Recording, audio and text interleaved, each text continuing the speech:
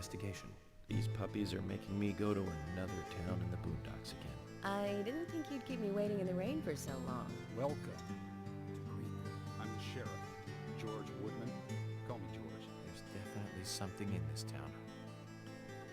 Do you feel it, Zach? My coffee warned me about it.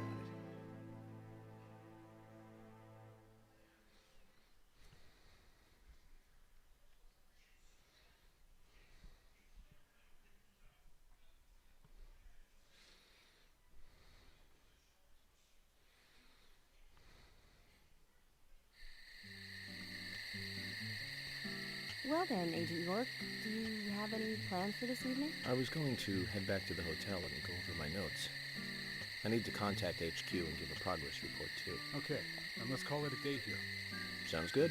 Contact my office when you finish your report. We'll pick you up tomorrow morning. Diane, the owner of the art gallery, should be back soon. All right, then. Let's do that. Hold on, Agent York. We're going out to eat at Nick's Diner. Would you like to come with us? The diner.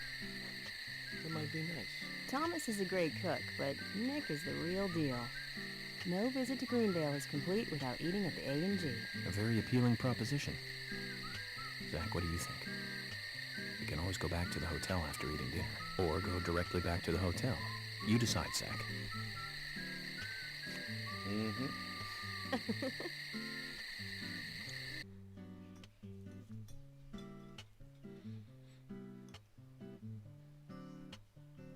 I've been sheriff here for a long time now, and this is the worst murder I've ever seen. Our town is a little odd in some ways, but it's usually a peaceful place. We had our fair share of cases, but just the regular stuff. A high school kid shoplifting from the milk barn, maybe? Or some hot-headed kids fighting, fueled on liquor? Nothing more than that. Agent York, what kind of cases have you dealt with in the past? Not much different from those you've just mentioned. The case I was on until last month, well, the guy killed 7 girls in a 3-month period. He sawed their heads off from the neck and took them back to his house. He cleaned the skulls up and used them as utensils in his daily life, to eat from or as a urine cup. He hated women. That was his way of dealing with it. He'd fill skulls with ice, cola, and rum, then he'd down it in one gulp. For him, that was a holy ritual. The question of his mental state was the pivotal point in the court case. Oh, man. For me, he was insane. 100%. Drinking from the skulls, well, that is one thing. But those he had used to relieve himself, he would then just use them to drink from, too. Yeah, that was too much for me. It's just not sanitary. Not sanitary. That's probably not the problem for most of us. What else? Ah, yes. An ingenious law school student raped over 800 victims. That was a nasty one. Thank you, Agent York. Now, let's talk about something else. You don't want to hear anymore? That's a shame, isn't it, Zach? I was just about to get to the good part, too. Sounds like you live in a totally different world. I mean, you're like an elite agent who just jumped out from a movie or something. In your eyes, we must look like we're just playing cops and robbers. I give up. I can't compete with you. Don't say that, Emily. The cases you have solved are all full-fledged crimes. A crime is a crime. Size doesn't matter. There is no big and small. Crimes always have a criminal and a victim. No victim will ever welcome a crime, no matter what its size. So, fundamentally, there is no difference in size. Well said, Agent Morgan. We work day and night to preserve peace and order in this town. You understand that, right? Of course. But still, I don't view shoplifting and Anna's murder as the same level of crime. Me neither. I never even dreamt that such a thing could ever even happen in this town. I keep on expecting to see Anna here in this diner, waiting on tables.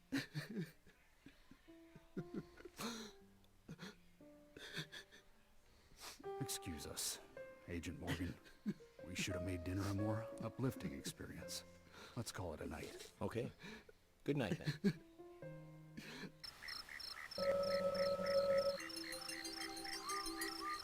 How's it going, guys? It's me, Conquer, and today we are back for some more Deadly Premonition. Yeah, I can't even remember the name of the rest of it. But yeah, it's been a long time since we last were playing this. I kind of took a break from it just to kind of switch over to some other stuff, as you already saw, I'm sure, and just decided, hey, you know, it's been a while. I think it's time to come back to it and I guess finish off what we started in the first place. So I kind of forgot some of the characters' names. Of course, we already know that we got Agent Mork. I do definitely remember this bug. It was a pain in the butt, and I mean, well, you know, you can't always, I don't know how to put it, whatever. Basically, it's just another thing we got to deal with. So holy Jesus. Oh, well then, perfectly fine. Nothing to worry about. Oh my gosh. Well, I guess whenever we get over to the objective, we'll just go over there, because this sound is really going to get annoying, I'm sure, for you guys. So, yeah, once we get over there, I'll cut back to the video. Sorry about that. Well, so we finally made it, so let's park ourselves here and see what's going on. Whoa, that was actually kind of annoying.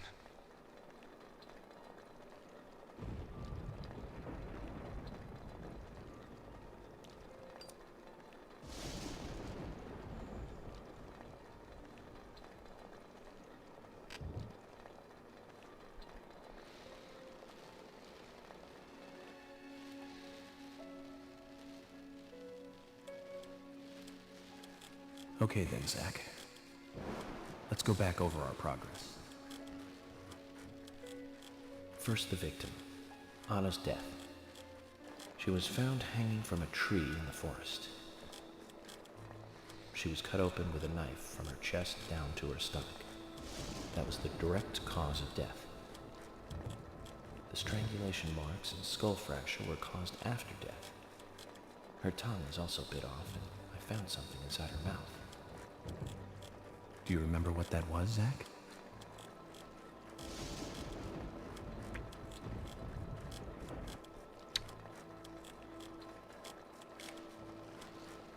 That's right. We found the same red seed in her mouth. According to Emily, it was raining when Anna was killed, but traces of tears were still evident on her face. Which means the perpetrator killed Anna under a roof in the lumber mill, and then carried her body into the woods after it stopped raining. We found numerous important pieces of evidence at the site of the crime. A total of 4 things. Knee prints in the grass, a wood chip with metal dust, a photo of a man with a tattoo on his back, and one other thing. Do you remember what that was, Zach?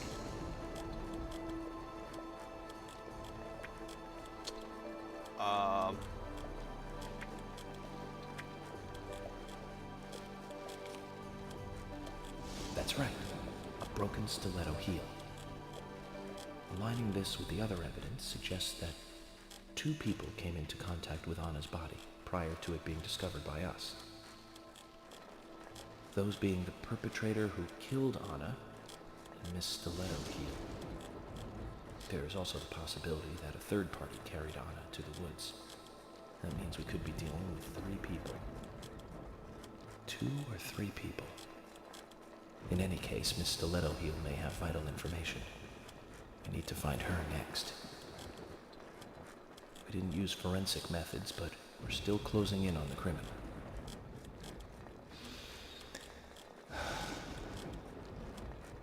Have I forgotten anything? Ah, of course.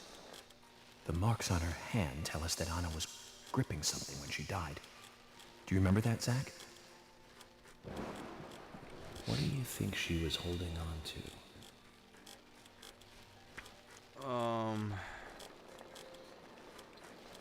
Round object, maybe? I don't know. That's right. A round object. The marks on her hand suggest a peace mark. The man in the photo found in the woods had a tattoo of an upside-down peace mark on his back. These two could well be related. But we don't know for sure. Next, the townfolk. A few are worthy of special attention. Carol McLean, the singer and bar owner. She's Thomas's sister. Then there's Nick Cormack, the owner of the diner. Both of them seem to be hiding something. There's Diane, the owner of the art gallery, who's out of town. Then we have problematic, old, rich, and eccentric Harry. Both will be tough to crack. Well, we just have to go one by one.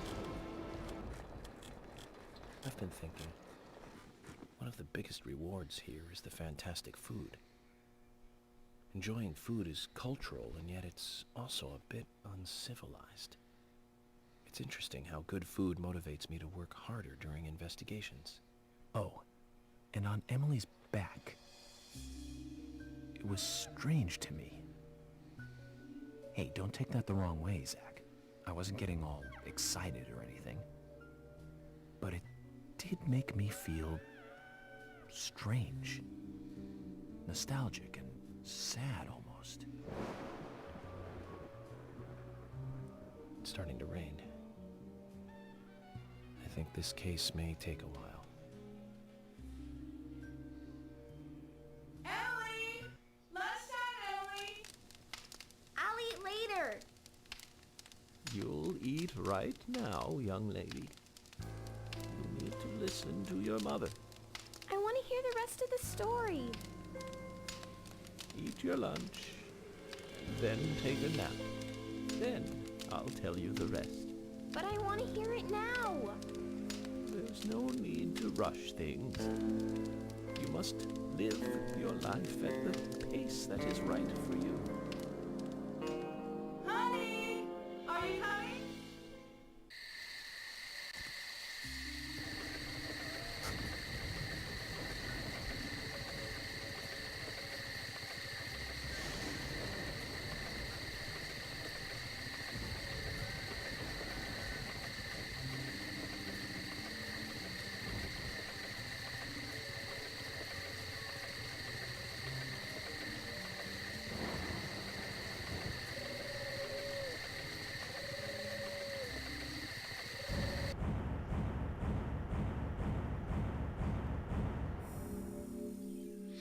Alright.